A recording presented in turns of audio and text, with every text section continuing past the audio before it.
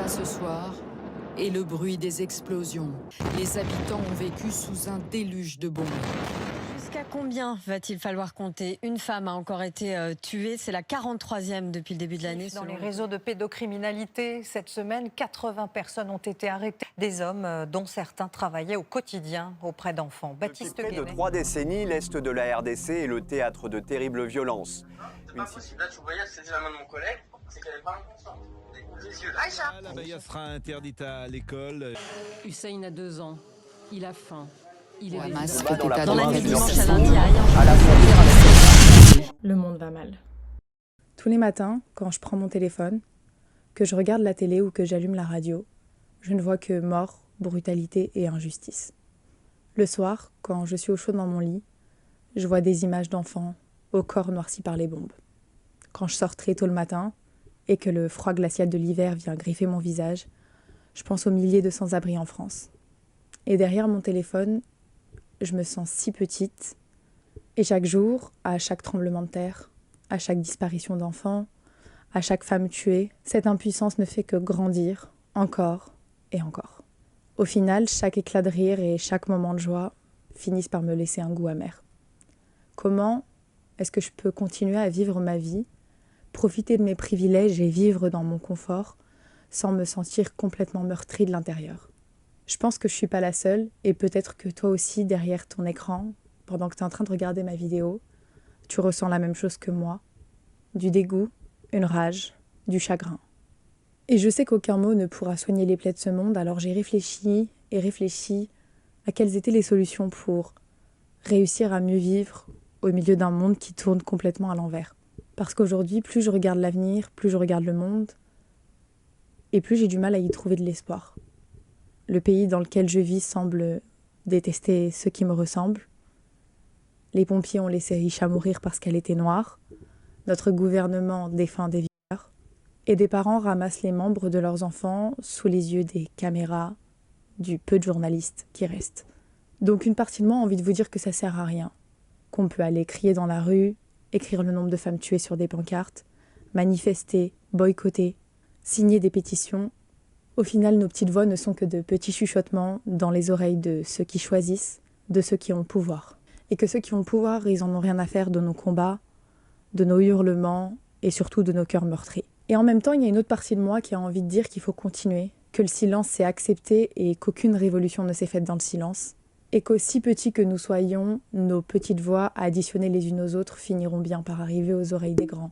La seule chose que je sais, c'est que le monde souffre et qu'aussi petite que je suis, je ne peux pas l'ignorer. Alors qu'est-ce qu'on fait? Parce que la guerre, la famine, la douleur et le chagrin ne sont pas arrivés le 7 octobre. Mais c'est vrai qu'à partir de cette date, l'horreur est venue éclabousser nos petites vies de privilégiés, nos vies d'occidentaux loin de la guerre et de la famine. Et pourtant c'est comme ça depuis des milliers d'années. Il y a celui qui a trop et celui qui n'a pas, celui qui est en bonne santé et celui qui se bat pour vivre. Il y a l'enfant qui mange son goûter et celui qui se bouche les oreilles pour pas entendre le bruit des bombes. Il y a les parents qui fêtent l'anniversaire de leur enfant et ceux qui comptent l'âge qu'il aurait eu s'il était encore vivant. C'est comme ça que le monde est fait et c'est presque une fatalité.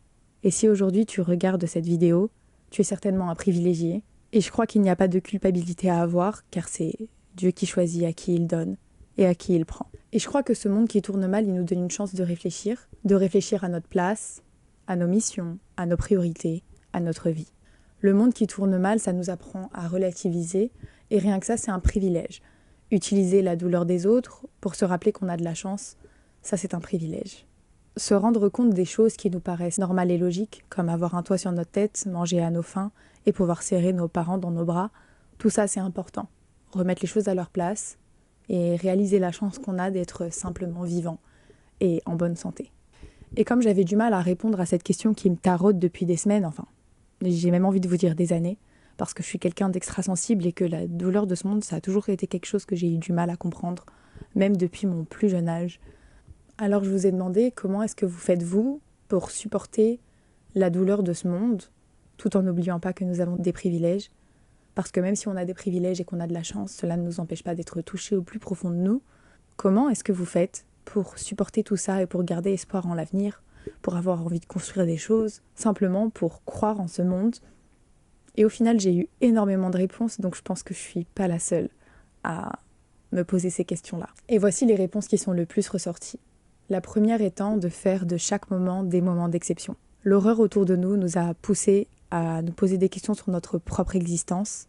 Et je crois que chez beaucoup de monde, ça a mené à une introspection, à une réflexion sur la vie, sur le sens de la vie, sur pourquoi on est là et sur ce qu'on a envie de faire de notre vie pour apporter un peu de bien dans ce monde. Faire de tous les moments des moments d'exception, c'est une façon de remercier la vie, d'avoir de la chance, profiter des gens qui vous aiment, serrez-les dans vos bras, remercier les repas chauds, faites des compliments, faites du bien autour de vous, donnez, souriez aux gens dans la rue, essayez d'apporter un peu d'équilibre dans ce monde.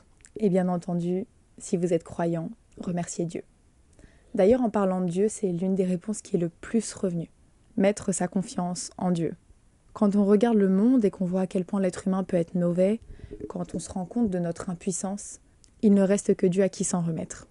Se dire qu'il aura une justice un jour, pour ceux qui font du mal, mais surtout une récompense pour tous ceux qui souffrent et qui continuent de croire en Dieu. Et là, je pense très fort à toutes les images des Palestiniens qu'on a pu voir, avec cette résilience et cette confiance entière en Dieu, persuadés qu'un jour, la justice sera faite. D'autres parlent d'agir, parler, partager, boycotter, manifester, porter la voix de ceux qui ne peuvent pas le faire et de ceux que l'on veut faire taire. Beaucoup sont persuadés que ce sera notre génération qui changera les choses, que nous avons le pouvoir d'apporter un monde plus juste et qu'il ne faut pas baisser les bras. Et je me dis qu'on a de la chance d'avoir encore des gens comme ça. C'est peut-être pour eux aussi qu'on doit garder espoir. Il y a toujours eu des lanceurs d'alerte, des journalistes, des écrivains, des militants. On a toujours eu des personnes prêtes à porter le poids du monde sur leurs épaules pour dévoiler la vérité et justement pour essayer de casser un peu le piédestal de ceux qui sont tout en haut. Et juste pour ça, je me dis qu'il faut garder encore un peu d'espoir. Si on baisse tous les bras, si on part tous du principe que c'est la fatalité, que le monde est injuste et que tout le monde souffre un jour, bien que ce soit la réalité, le monde courrait tout droit à l'échec. Alors on a besoin de gens comme ça, de gens qui ont encore la force de porter les messages des autres et qui, malgré la douleur que ça peut provoquer dans leur cœur, continuent à le faire.